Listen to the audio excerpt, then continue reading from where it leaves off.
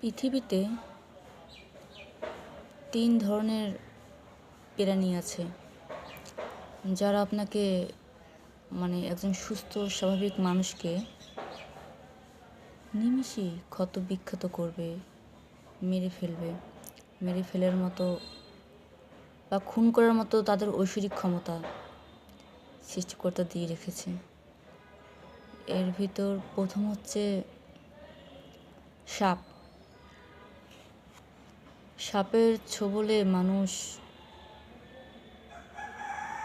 খুব কষ্ট পেয়ে খুব যন্ত্রণার সহিত মারা যায় শারীরিকভাবে। তারপর যদি আসি কুকুরের বেলায়, কুকুর যখন আঘাত করে বা কামড় দেয়, মানুষকে যখন কুকুর কামড় দেয় শরীর বিষাক্ত হয়ে যায়, জলাতঙ্ক রোগ হয়।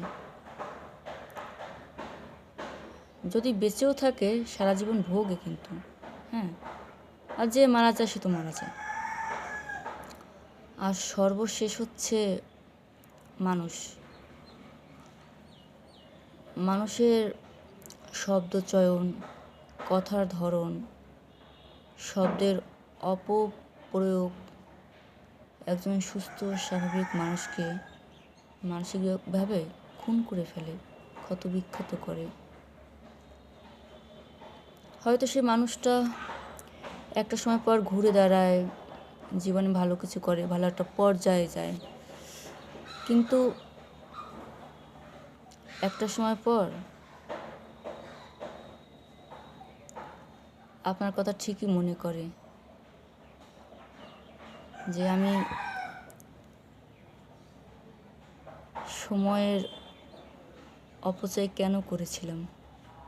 নিজেকে সে প্রশ্ন করে, আমি সময়ের অপচয় কেন করেছিলাম।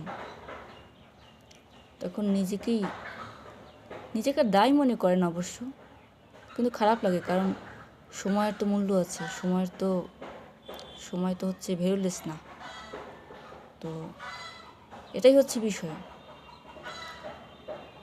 আমাদের কথা বলার ক্ষেত্রে বেশ সতর্ক অবলম্বন করে থাকা উচিত।